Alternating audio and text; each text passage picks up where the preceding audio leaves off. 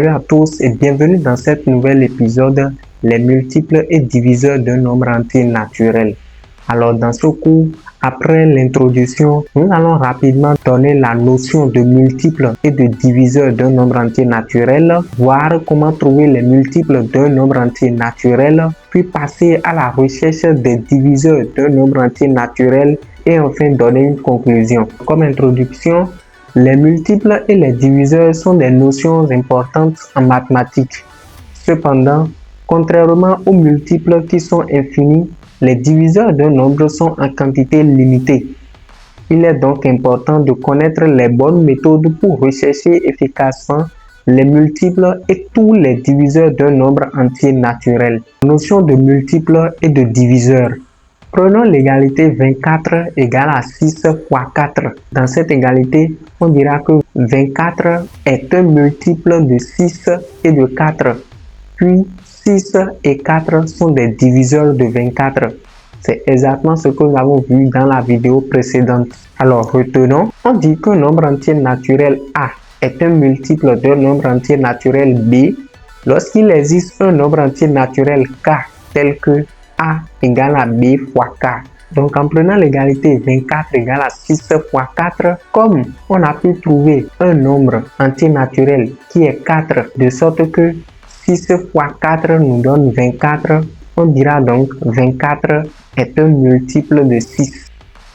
On dit qu'un nombre entier naturel non nul B est un diviseur d'un nombre entier naturel A lorsque le reste de la division de A par B est 0. Autrement dit, lorsque la division de A par B est exacte. Alors là, vous devrez constater que on a bien précisé B non nul. C'est-à-dire que le diviseur doit forcément être différent de 0. Donc ceci est exactement ce que nous avons vu dans la vidéo précédente. Recherche des multiples d'un nombre entier naturel. Pour rechercher les multiples d'un nombre entier naturel, on le multiplie successivement par les nombres entiers naturels, c'est-à-dire 0, 1, 2, 3, 4, 5, 6, 7, ainsi de suite. Alors, exemple, pour retrouver les multiples de 5, nous allons multiplier 5 par 0, ce qui nous donne 0. Nous allons multiplier 5 par 1, ce qui nous donne 5. 5 par 2, ce qui nous donne 10. 5 par 3, ce qui nous donne 15, ainsi de suite.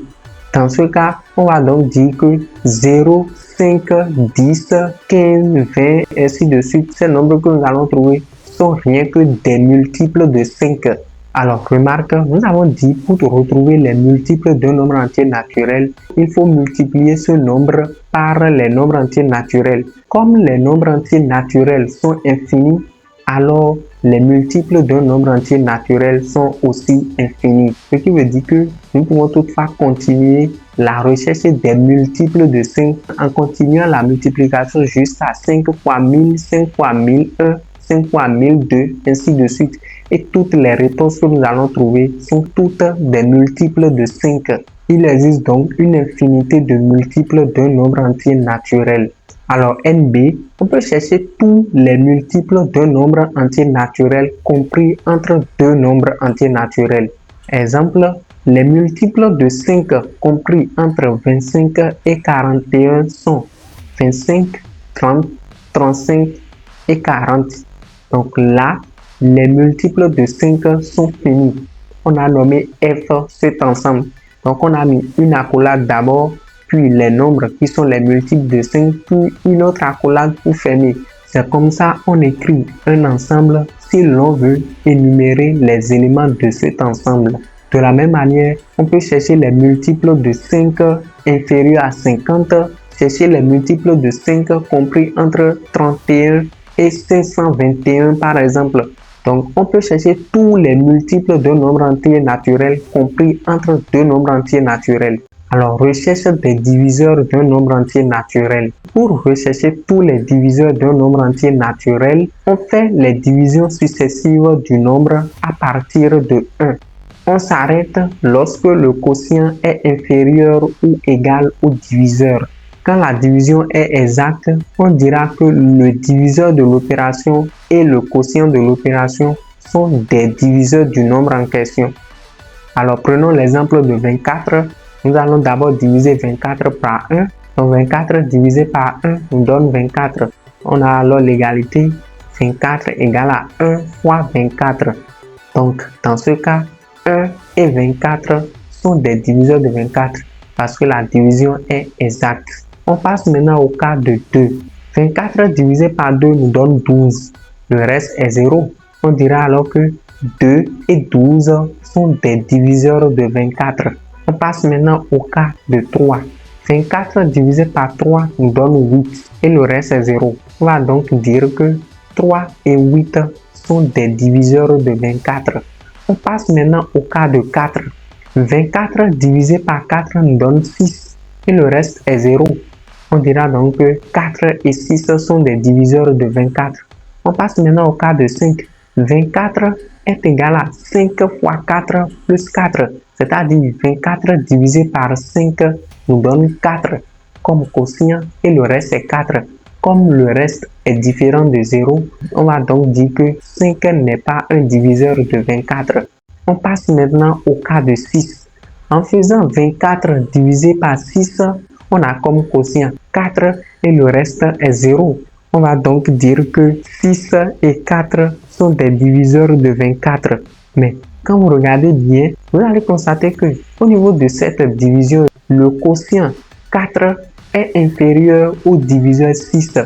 Donc, ce n'est plus la peine de continuer la division. Alors, certains vont se demander pourquoi s'arrêter là. Lorsque vous allez continuer la division, toutes les fois où les divisions seront exactes, les diviseurs que vous allez retrouver sont déjà dans les divisions précédentes. Donc, soit est-ce l'ensemble des diviseurs de 24. Donc, ces diviseurs sont 1, 2, 3, 4, 6, 8, 12 et 24. Alors, NB, on peut chercher tous les diviseurs d'un nombre compris entre deux nombres entiers naturels. Là, on ne cite pas tous les diviseurs, mais plutôt ceux concernés. C'est exactement ce que nous avons dit au niveau des multiples. Alors, si nous nommons G l'ensemble des diviseurs de 24 compris entre 5 et 19, nous aurons alors G égale accolade 6, 8 et 12. Puis on ferme l'accolade. Alors, remarque, les diviseurs d'un nombre sont toujours compris entre 1 et le nombre lui-même. C'est ce que nous avons vu au niveau des diviseurs de 24. Il est donc possible de chercher tous les diviseurs d'un nombre, contrairement aux multiples qui sont infinis. Alors, retenons, un multiple d'un nombre s'obtient toujours par une multiplication. Les multiples d'un nombre sont infinis. Donc, nous l'avons dit tout à l'heure, les multiples d'un nombre entier naturel commencent toujours par 0. Nous l'avons dit dans la vidéo précédente. Les diviseurs d'un nombre sont en quantité limitée, c'est-à-dire les diviseurs d'un nombre sont finis. Les diviseurs d'un nombre sont toujours compris entre 1 et le nombre lui-même. Si A est un multiple de B avec B un nombre entier naturel non nul, alors B est un diviseur de A. Puis 0 est un multiple commun à tous les nombres et 1 est un diviseur commun à tous les nombres. Ce qui veut dire que si on vous demande par exemple de chercher les 10 premiers multiples d'un certain nombre entier naturel, vous aurez toujours 0 qui apparaîtra. Donc 0 appartient toujours à l'ensemble des multiples d'un nombre entier naturel. Et c'est d'ailleurs le premier multiple d'un nombre entier naturel. Puis 1 est le premier diviseur d'un nombre entier naturel, c'est-à-dire 1 divise tous les nombres entiers naturels. Alors, conclusion, les multiples et les diviseurs d'un nombre entier naturel jouent un rôle fondamental en arithmétique. Alors que les multiples d'un nombre sont illimités, les diviseurs peuvent être recherchés de manière méthodique grâce aux divisions exactes. La maîtrise de ces notions facilite les calculs, développe la logique mathématique et prépare justement à l'étude de nombreux autres chapitres de mathématiques. Alors nous voici à la fin de notre présentation. Merci et à la prochaine sur Code.